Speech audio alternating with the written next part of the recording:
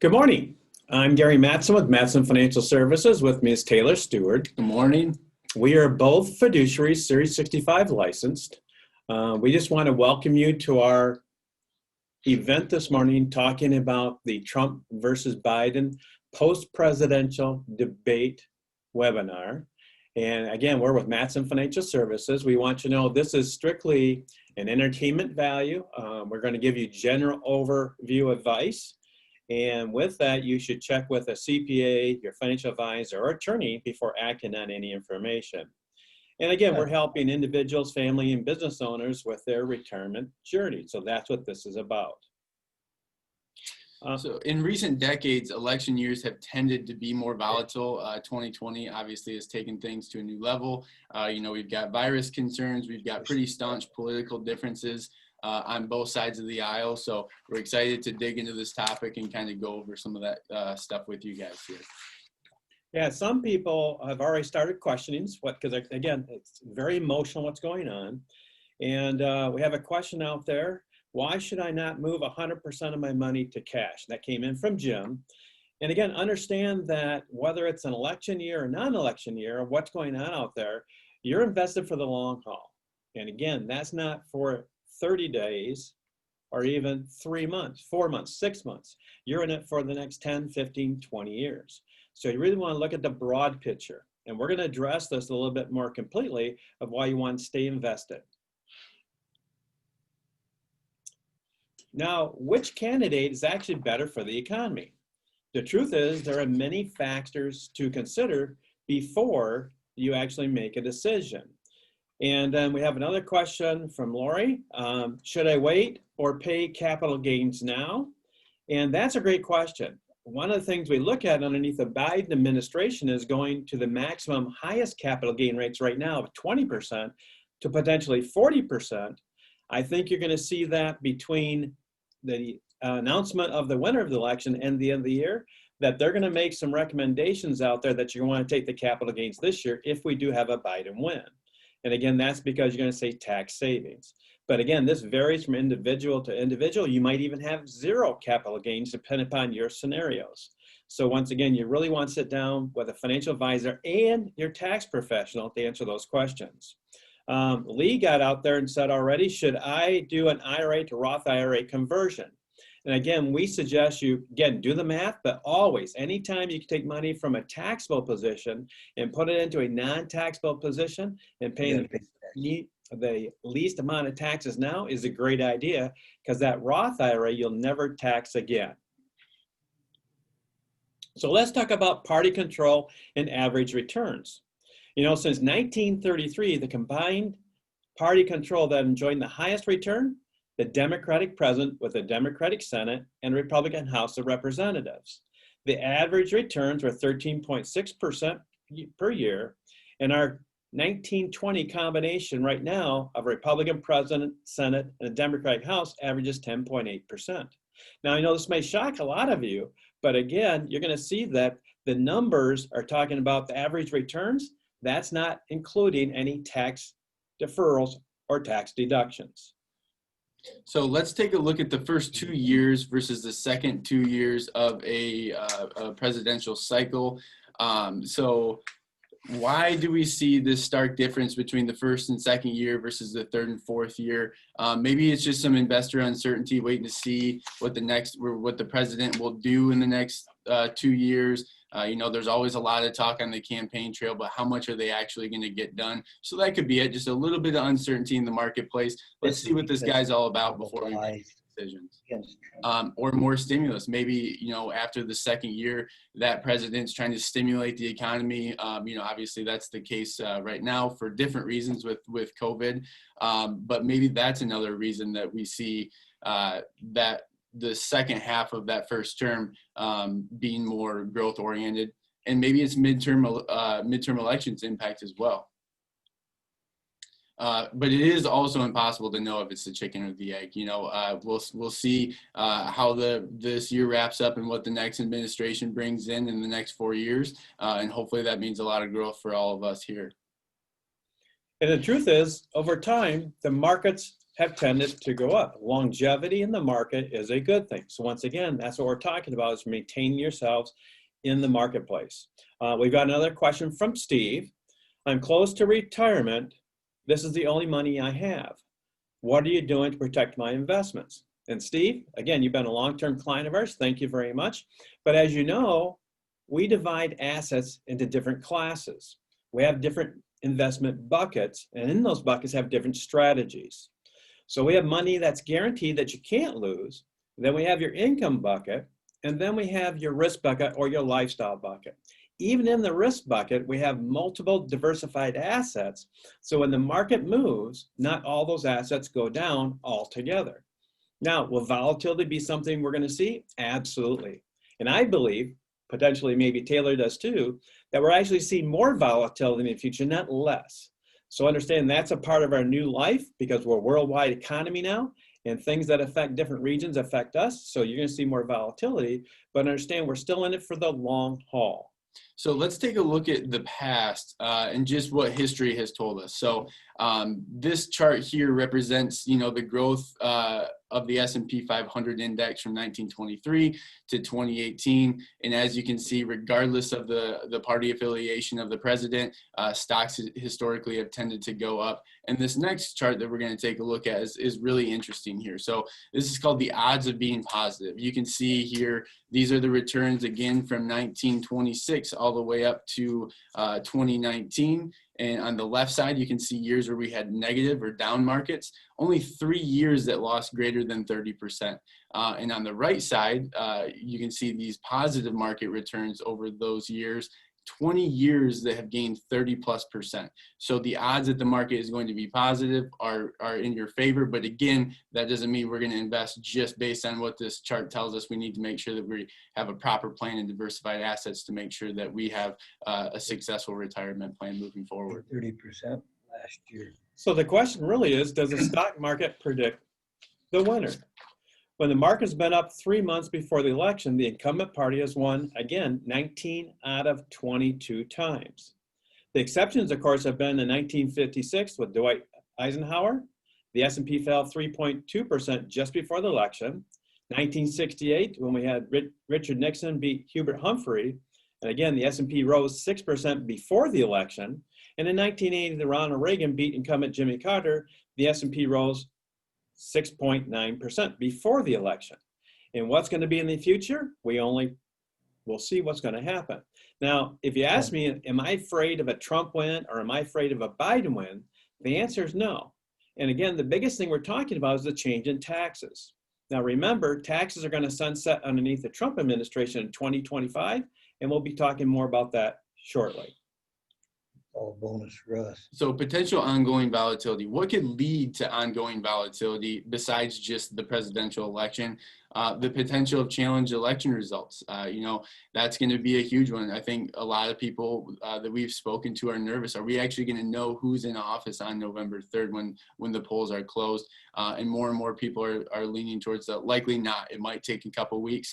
The virus is always going to be on the forefront of people's minds going into this 2020 election. How is each candidate going to handle that? How have they handled it in the past? And then also vaccines and taxes. Vaccines are definitely going to make a huge difference going into this election and even after the election. How volatile the markets are going to be in 2020, and of course taxes. As soon as we know who is in office, whether that's the day of or 2-3 weeks later, the market's definitely going to react to that presidency.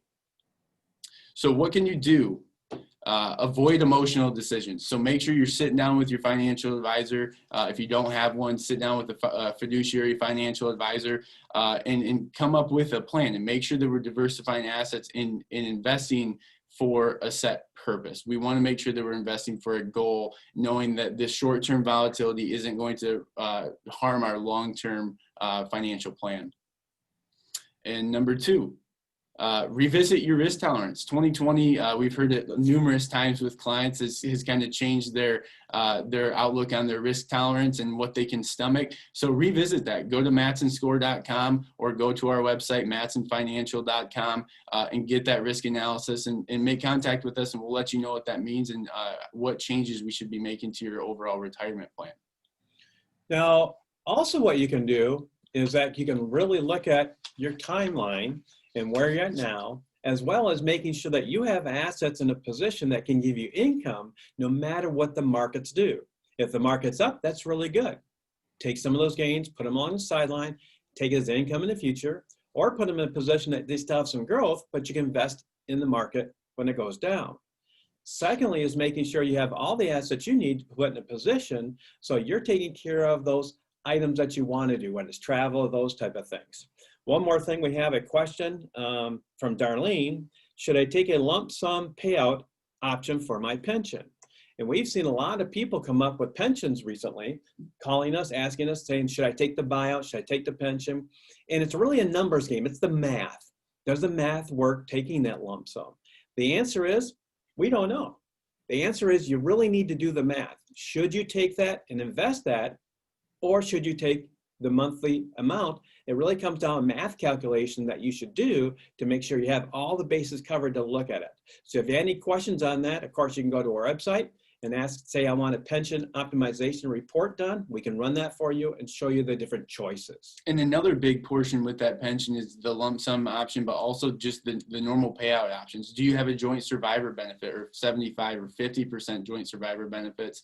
We've actually seen some pension plans come across recently that don't have any survivor options, which, you know, kind of leans people towards that lump sum pension, but we have to make sure that the math is there. We have to make sure that we're going to be able to sustain that income in the event that one of the spouses should pass and have that money there for the other spouse. Or you're not missing any benefits that may come with the pension by just taking a lump sum. If there's added benefits because you have a check coming in, we don't want to give up those benefits if it's appropriate for you.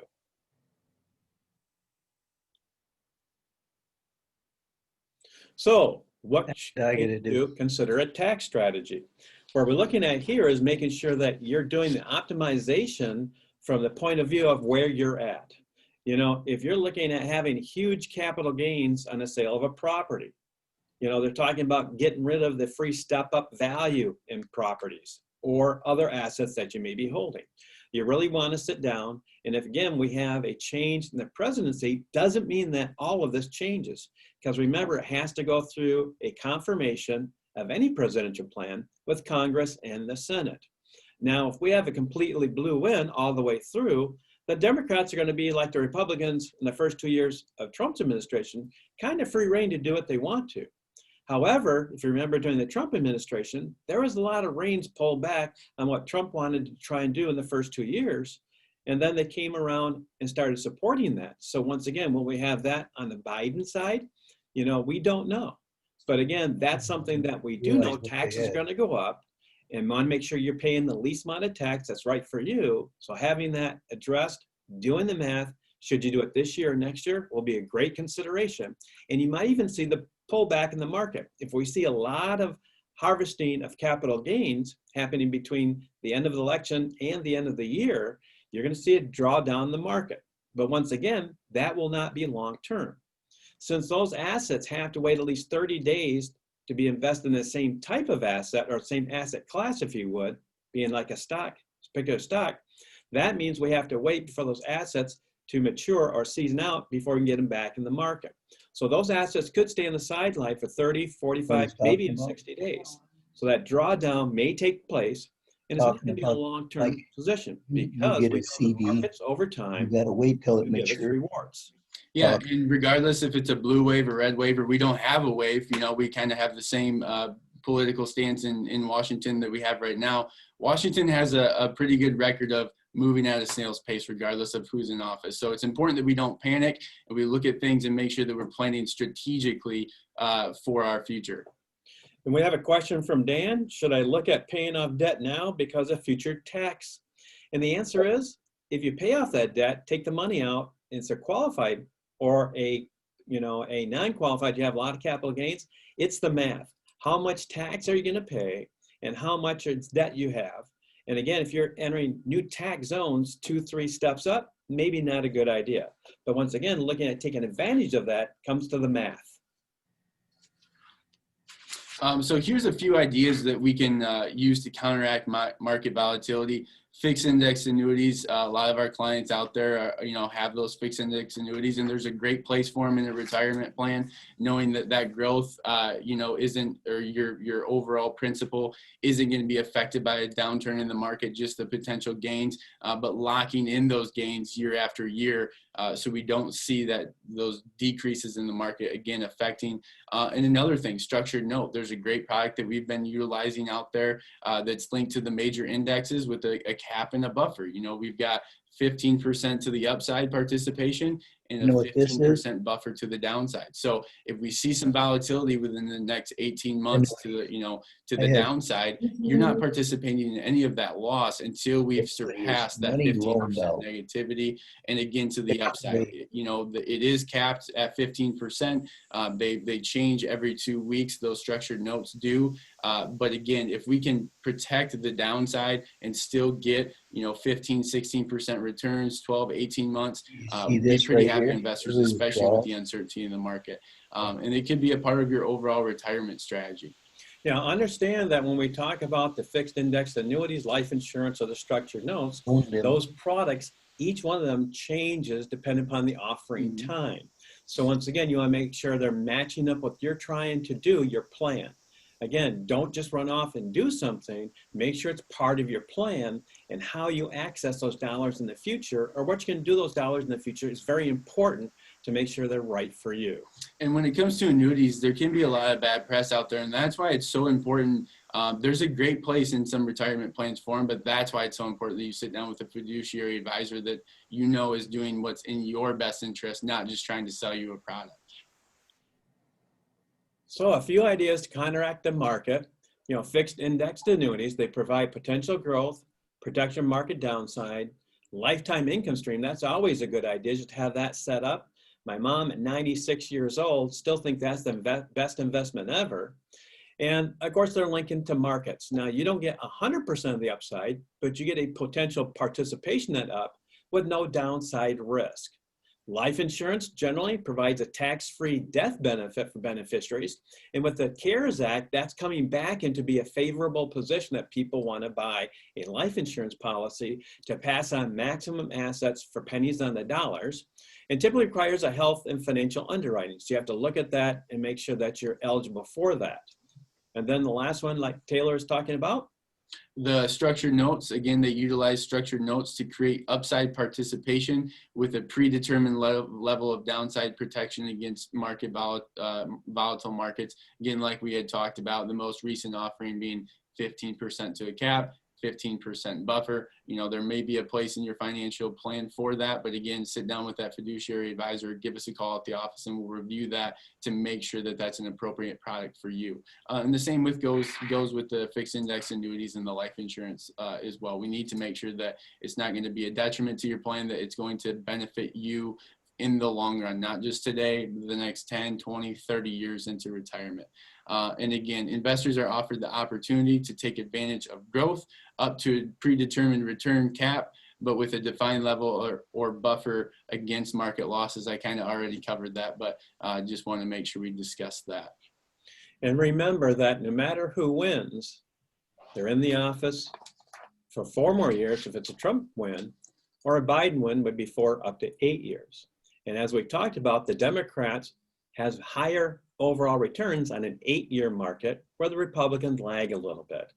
Now, that doesn't mean that it's all gross returns, because you have taken tax considerations.